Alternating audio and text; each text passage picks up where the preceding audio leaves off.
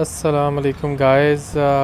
आज की वीडियो काफ़ी डिफरेंट है और ये रिलेटेड है मेरी Wagon R V X L 2015 के ओनर्स एक्सपीरियंस से रिलेटेड।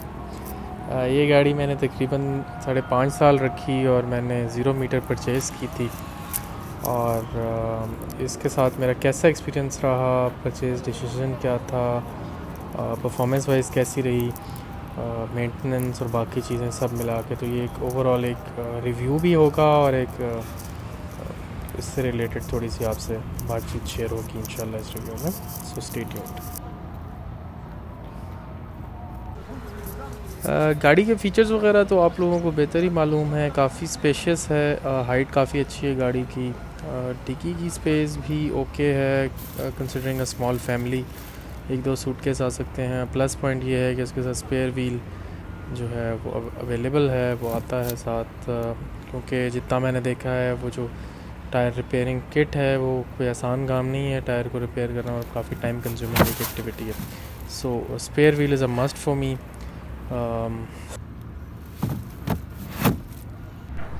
दूसरा इम्पॉर्टेंट फ़ीचर इस गाड़ी की हाइट है। इस गाड़ी में बैठना और इससे निकलना बहुत आसान है पैसेंजर्स के लिए। इसके जो बैक डोर्स हैं वो 90 डिग्री पे ओपन होते हैं। इसका मतलब है कि अगर आप कोई सामान इसमें लोड करना चाहते हैं या कोई पैसेंजर्स इसमें बैठना चाहते हैं, बहुत ही ईज़ के साथ बैठ सकते हैं। और सुजुकी की मल्टीपल गाड़ियों में ये ऑप्शन है। ऑल्टो के दरवाजे भी काफ़ी ज़्यादा खुलते हैं। इसकी रूफ़ की हाइट बहुत ज़्यादा है। बिल्ड क्वालिटी इस गाड़ी की बहुत अच्छी है। उसके बाद अगर आप इंटीरियर की बात करें तो प्लास्टिक इसमें काफ़ी ज़्यादा है, बट गुड क्वालिटी प्लास्टिक है। और गाड़ी की हाइट की वजह से आपको ड्राइविंग में भी और वैसे भी ओवरऑल एक अच्छा एक्सपीरियंस मिलता है। स्टॉक टायर्स जो हैं इसमें 145 के साइज़ के आते हैं, R13। मैंने इन टायर्स को अपग्रेड करा दिया था बिल्कुल स्टार्ट में ही, और 175 R13 का प्रोफाइल मैंने लगाया था डनलॉप।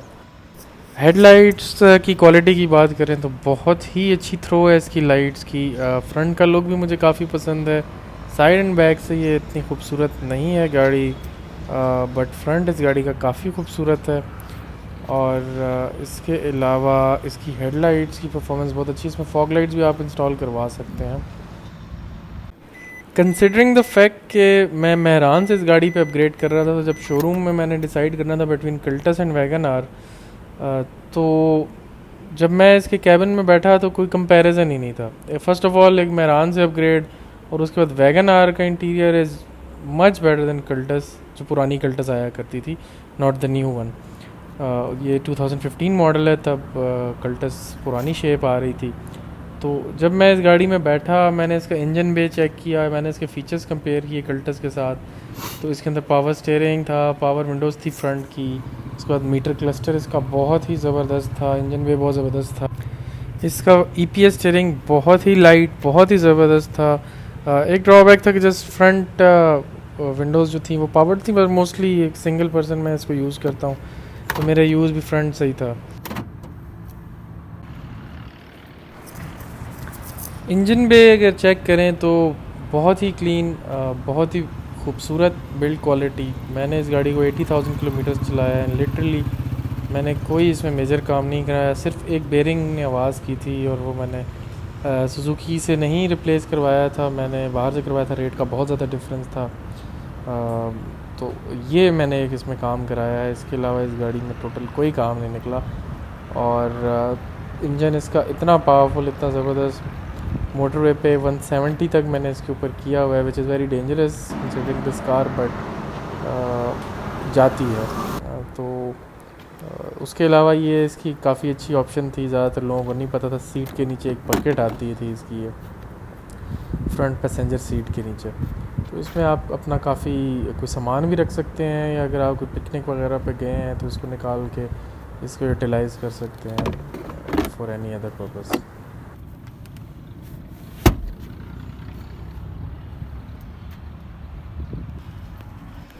फ्यूल एवरेज की अगर मैं बात करूं, consistently in city with AC ये मुझे 15 देती थी। और थोड़ी रशी ड्राइव है मेरी, इधर मैंने इसको ड्राइव किया है, 15 किलोमीटर पर लीटर जो है ये कंसिस्टेंटली मुझे आराम से दे देती थी। और लॉन्ग पे ये मुझे 16 और या 17 मैक्सिमम इतनी देती थी। लोग क्लेम करते हैं कि 19 से 20 भी ये गाड़ी देती है। मुझे इस गाड़ी ने लोकल में 15 दिया है और लॉन्ग पे मैक्सिमम 17 दिया है, थोड़ा सा लाइट फुट के साथ। थोड़ा सा चूँकि मैंने टायर भी बड़ा इंस्टॉल किया हुआ था इसमें 145 की जगह 175 का प्रोफाइल, तो ये रीज़न भी हो सकता है। लेकिन वो भी अगर मैक्सिमम मैं चेक करूँ तो 1 किलोमीटर पर लीटर से ज़्यादा का भी फ़र्क नहीं पड़ना चाहिए। तो ये रीज़न भी नहीं है, दिस इज़ द एवरेज जो आप नॉर्मली आपको ये गाड़ी देगी। अगर हम इस पे लॉन्ग जर्नी की बात करें तो ये गाड़ी बहुत ही अमेजिंग रही है। मैंने इस पे मोटरवे पे ट्रैवल करते हुए और साथ जीटी रोड पर ट्रैवल करते हुए बहावलपुर तक ट्रैवल किया इन अ डे। बहुत ही कंफर्टेबल थी। सीट्स नो डाउट बड़ी गाड़ियों की तरह उस तरह से कंफर्टेबल नहीं है या जापानीज़ कार्स की तरह जिस तरह से होना चाहिए। But considering the price bracket जिसमें मैंने ये गाड़ी ली थी 2015 में, ये 10 लाख की प्राइस में थी, तो I think this was too good. और इसकी परफॉर्मेंस बहुत अच्छी थी, इजीली अंडर पावर्ड बिल्कुल नहीं थी ये मोटरवे पे। और इसके अलावा मैं इसमें हुंजा स्कर्दू में 2 दफ़ा जा चुका हूँ, कहीं पे ये गाड़ी लगती नहीं थी। ग्राउंड क्लियरेंस इसकी काफ़ी अच्छी थी। हुंजा, उसके बाद मैं खुंजराब पास तक गया और कहीं पे भी मुझे ये अंडर पावर्ड फील नहीं हुई। तो परफॉर्मेंस इसकी बहुत ज़बरदस्त है। बल्कि एक दफ़ा फैमिली ट्रिप जब हम वापस सेकंड टाइम स्कर्दू से वापस आ रहे थे तो करोला की हमारी स्लाइड थी काफ़ी, जो है उसकी वजह से रोड ख़राब हुआ था, कीचड़ मिट्टी पत्थर उसमें से गाड़ियाँ गुज़र रही थी। तो जो हमारी करोला थी उसकी क्लच प्लेट जो है वो जवाब दे गई।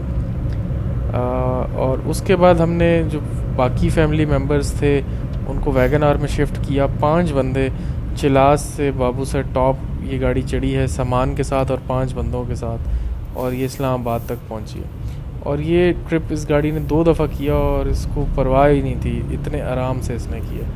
मुझे कभी इस गाड़ी में कभी पावर का प्रॉब्लम नहीं हुआ, कभी ग्राउंड क्लियरेंस का प्रॉब्लम नहीं हुआ, कभी परफॉर्मेंस का नहीं हुआ। स्टेबिलिटी का सिर्फ मोटरवेज़ पे जहाँ पे क्रॉस विंड्स आती हैं वहाँ पे आपको थोड़ा सा स्लो चलाना पड़ता है, 70-80 की स्पीड पे भी चलाना पड़ता है। काफ़ी अनस्टेबल फील होती है उन स्पीड्स के ऊपर। सस्पेंशन की अगर मैं बात करूँ, बहुत सॉफ्ट सस्पेंशन है, खड्डों में बहुत अच्छी फील देती है, बड़ी गाड़ी वाली फील देती है। और चूँकि टायर भी बड़ा लगा हुआ था तो काफ़ी अच्छी परफॉर्मेंस थी। एक हैचबैक के लिहाज से मुझे बड़ी कंफर्टेबल ड्राइव ही मिली है इससे, कभी इस तरह का प्रॉब्लम नहीं हुआ। मेंटेनेंस की अगर हम बात करें, इस गाड़ी को मैंने through out Suzuki central Motors से मेंटेन करवाया। तमाम ऑयल चेंज जिसके जो भी उनकी रिकमेंडेशंस होती है कि जिसके ऊपर गियर ऑयल चेंज होना चाहिए, जो ऑयल होना चाहिए, वो मैंने बिल्कुल पीरियोडिक मेंटेनेंस में कराया।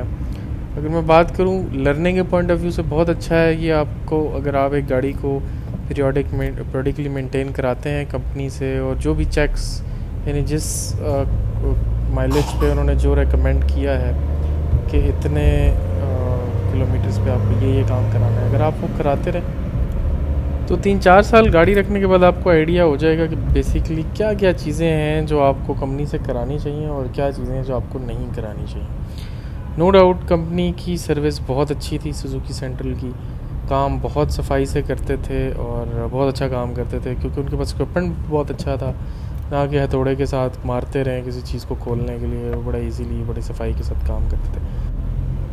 बट यही oil change, filter change, air filter change अगर आप बाहर से कराएंगे आपको बहुत कॉस्ट इफेक्टिव पड़ेगा।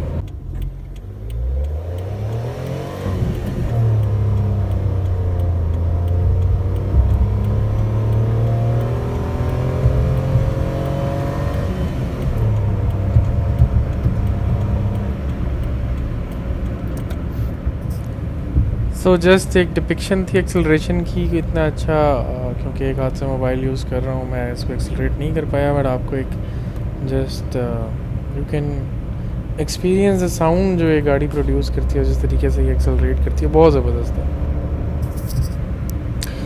अगर हम बात करें कि क्या ये गाड़ी लेनी चाहिए या नहीं, ये एक बड़ा अच्छा सवाल होगा। जिस टाइम पे मैंने जिस प्राइस में ये गाड़ी ली थी वो तो आइडियल थी, मैं समझता हूँ कि इससे अच्छी कोई गाड़ी थी ही नहीं। बट अब ये 20 प्लस है, आई थिंक 22 और समथिंग की इसकी प्राइस है। AGS वेरिएंट ठीक है, इसमें एयर बैग्स अब आ गए हैं जो पहले नहीं थे, और AGS वेरिएंट पे इंट्रोड्यूस हो गया। बट स्टिल आई थिंक एक छोटी गाड़ी तो मैं 15 लाख से ऊपर भी नहीं परचेज़ करना चाहता। ना मैं समझता हूँ कि वो वर्थ रखती है। सो ये आपका अपना डिसीजन होगा कि आप एक बड़ी गाड़ी की तरफ जाएंगे, होंडा सिटी में भी, या करोला। ठीक है 7-8 साल पुरानी होगी वो, बट स्टिल उसके कुछ बेनिफिट्स हैं इस गाड़ी के ऊपर। But nonetheless new car is new. मैंने इस गाड़ी को रखा, बिल्कुल कोई काम नहीं कराना पड़ा। और दूसरा, जब आप लॉन्ग रूट पर जाते हैं, एक फ्रीडम ऑफ माइंड होता है कि everything is spick and span, गाड़ी में कोई आवाज़ नहीं होती, तो आप एक बहुत रिलैक्स माइंड के साथ कहीं भी अपना जर्नी करते हैं। सो ये एक डिटेल्ड रिव्यू था। आई होप कि आप लोगों को पसंद आया होगा। अगर आप लोगों के कोई सजेशंस हैं या कोई क्वेश्चंस हैं तो आप कमेंट सेक्शन में काइंडली कमेंट कीजिएगा, और इंशाल्लाह नेक्स्ट किसी रिव्यू में भी आप लोगों से मुलाकात होगी। Thank you so much.